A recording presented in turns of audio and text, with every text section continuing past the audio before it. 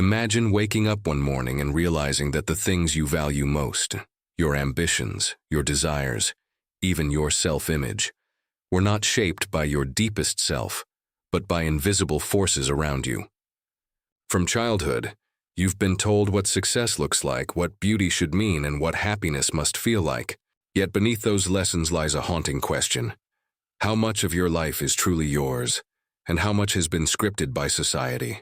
This is where the great deception begins. It is not a single lie, but a system of illusion so powerful that most people never notice it. A web spun through culture, media, education, economics, and even the stories you tell yourself. But when you learn to see it, the veil begins to tear, and once you see, you cannot unsee. The journey we are beginning today will peel back those layers.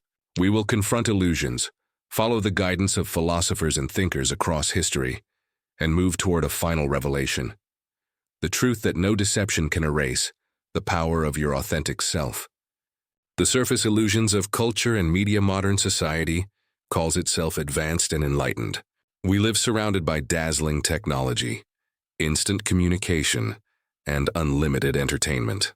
But as French philosopher Jean Baudrillard warned, our world no longer deals in reality, it deals in simulations. We do not simply encounter truth. We consume images and symbols that pretend to represent truth, but instead replace it. The news doesn't show the world as it is, but the version it selects for you. Advertisements don't reveal what products are. They sell carefully staged fantasies of fulfillment. Social media doesn't reflect authentic life. It curates lifestyles polished for envy and desire. Take a moment to reflect. When you scroll through headlines, ads, or feeds, how often do you feel you are encountering real life? And how often do you feel pulled into someone else's carefully crafted spectacle? Noam Chomsky described this with piercing clarity. In his idea of manufactured consent, he argued that media does not simply inform, but shapes public opinion by deciding what is shown, what is ignored, and how the story is framed. People believe they are making choices, but the range of choices has already been predetermined. The illusion of freedom remains, but the real freedom to think independently quietly fades. The illusion of freedom, the deception, does not stop with images. It reaches into the very heart of what we call freedom. Erich Fromm, in his classic work Escape from Freedom, warned that many people are overwhelmed by the burden of true liberty. Freedom requires responsibility, courage, and uncertainty. To escape that weight, people unconsciously surrender their autonomy to cultural norms, political systems, or authority figures. They settle for comfort rather than authenticity. We are told we are free because we can choose from endless brands, watch thousands of shows, or pick from countless distractions. But ask yourself, is that real freedom? Or is it simply the illusion of choice, keeping you occupied, entertained, and silent while the deeper questions remain untouched? Friedrich Nietzsche dared us to confront this directly. He argued that most people, rather than creating their own values, simply adopt those handed down by the herd. They drift into lives of mediocrity, spiritual decay, and half-truths. Nietzsche's challenge was painful but liberating. Question everything society has told you, and create your own path, even if it means standing alone. Seeds of reflection already, the pattern is clear. The deception is not about one lie. It is about many interwoven illusions. Images that feel like truth, freedoms that feel like choice, identities that feel like masks. And each illusion draws you further from your authentic self. So pause here. Ask yourself, how many of your desires were taught to you, not chosen by you? How many of your opinions were formed through headlines rather than reflection? How often do you confuse the abundance of options with true freedom? These questions are not comfortable, but they are the first cracks in the illusion.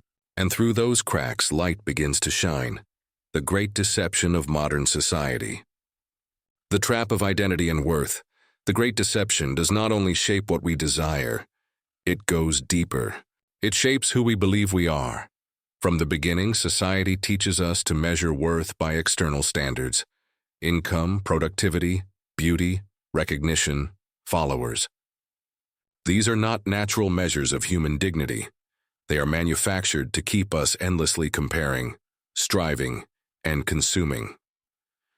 Carl Jung warned that modern man has lost touch with his own soul. He described the persona, the mask we wear for society. The mask itself is not false. It is necessary to navigate social life.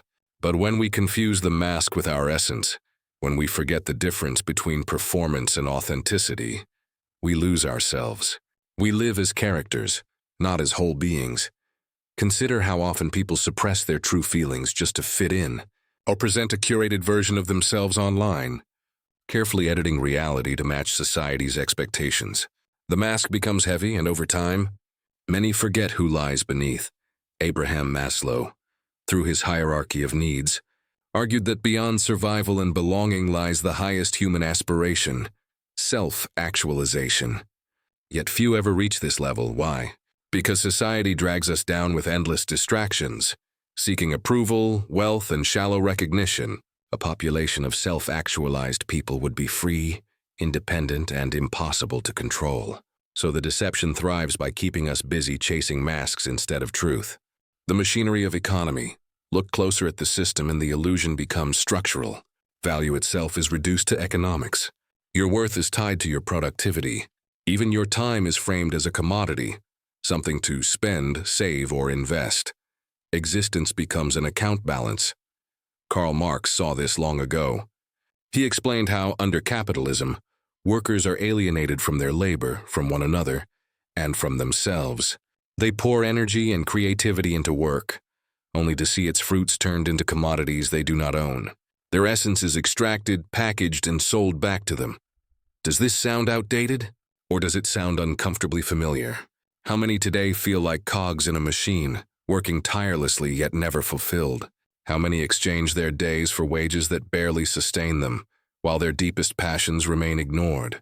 The deception convinces us that endless work is noble, that productivity defines dignity. But this is not truth, it is programming. It keeps people obedient, too drained to question, too fearful to step outside the system.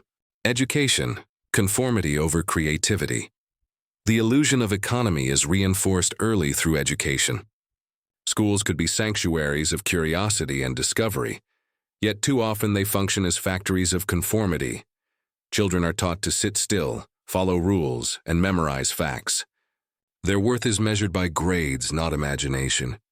Sir Ken Robinson once argued that schools kill creativity, not out of malice, but because they are structured to produce efficient workers, not free thinkers. By the time we reach adulthood, many of us have already internalized the lesson. Obey and you will be rewarded. Question and you will be punished. We learn to suppress our voice, to abandon our dreams, not because they are impossible, but because they are impractical within society's definition of success. Ask yourself, how many ideas have you abandoned not because they lacked value, but because they didn't fit the script? How many passions did you set aside because they didn't guarantee money or approval? This too is part of the deception. Conformity disguised as success. Obedience disguised as virtue. Technology, the new captivity. If education trains obedience and economy exploits energy, technology seals the deception with seduction. At first glance, technology is humanity's greatest ally, connecting us across continents, offering endless information, streamlining every convenience. But as philosopher Byung-Chul Han warns, technology's control is subtle. It does not enslave with chains, it enslaves with pleasure. Take social media. It doesn't demand your attention, it entices it. Every notification is engineered to stimulate dopamine, keeping you scrolling, liking, and consuming. Unlike past systems of control, this captivity feels voluntary. We willingly surrender our time, our focus, and our presence. But what do we lose? The ability to sit still, to reflect, to engage deeply. Presence, the most human of capacities, is quietly stolen. Modern society convinces us that constant connection is the same as true connection.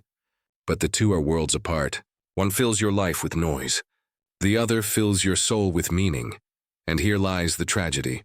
Never before has humanity been so connected, and yet never before has it been so lonely. Despite material comfort, rates of anxiety, depression, and burnout climb higher each year. Comfort without meaning is hollow. Possession without purpose is empty. Distraction without depth leaves us more restless than before. The existential void. If the great deception controls culture, economy, and technology, its deepest victory is not external at all, it is internal. It seeps into the very core of human life, our sense of meaning. Despite having more comforts, choices, and opportunities than any previous generation, countless people feel empty. Why? Because distraction without depth numbs us temporarily but cannot satisfy the soul. Possession without purpose only leaves us hungrier. Viktor Frankl, psychiatrist and Holocaust survivor, saw this in the most extreme conditions imaginable. In the camps, he observed that survival was not determined by strength alone, but by meaning. Those who discovered a purpose, whether love, faith, or future goals, could endure unimaginable suffering. Those who lacked meaning crumbled even when comforts were present. His conclusion is timeless. We do not live by comfort, but by meaning. And modern society, by drowning us in noise, possessions, and masks, keeps us from confronting the hunger for meaning. Confronting mortality. The deception thrives by keeping us distracted from life's most sobering truth. Death. Martin Heidegger argued that only by confronting mortality, by facing the reality that life is finite, can we strip away illusions and live authentically. He called this stance being toward death. When we remember that our time is limited, society's shallow measures of worth lose their grip. We no longer have the luxury of wasting life chasing illusions. Think of the moments when people awaken most deeply, after a loss, a crisis, or a near-death experience. Suddenly the masks fall away. Suddenly the career, the possessions, the distractions seem insignificant. What matters then is authenticity, love, truth, and presence. So ask yourself, if today were your last day, would you be satisfied with the life you have lived? Or would you regret that you allowed society's script to define your story? The final revelation: we have followed the illusions of society. Consumerism, conformity, technology, false identity. Each layer pulls us further from authenticity. Yet beneath them all lies the deepest truth. You are not powerless. The greatest deception is not merely distraction. It is the lie that you are too small to matter. Too dependent to resist, too weak to break free. But history tells us otherwise.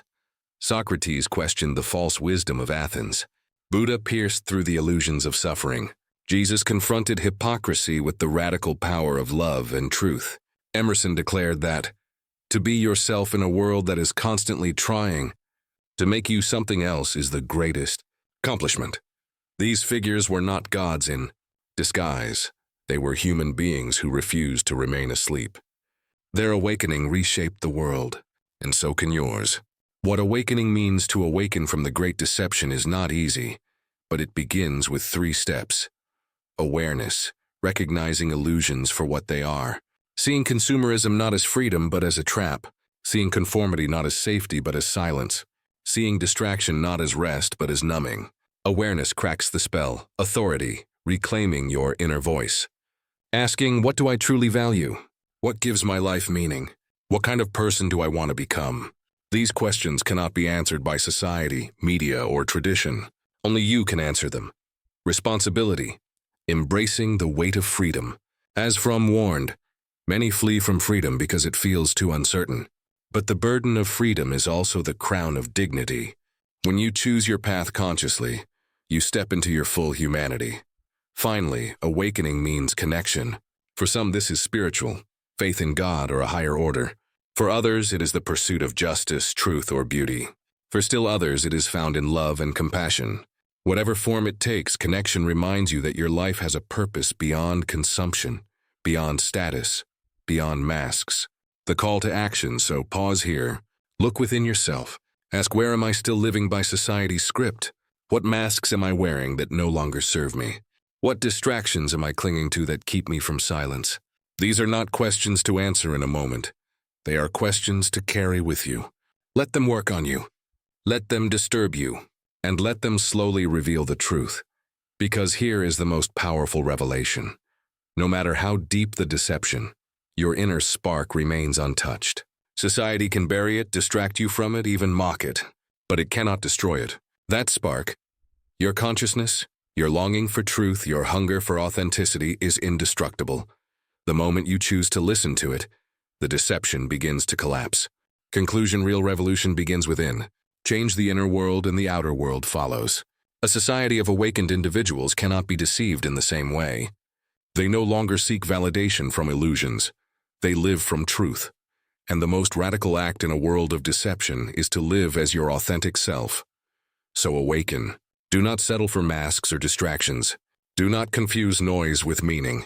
Choose depth, courage, and truth, because the deception of modern society is powerful. But your truth is more powerful still. And once you awaken to it, nothing can deceive you in the same way again.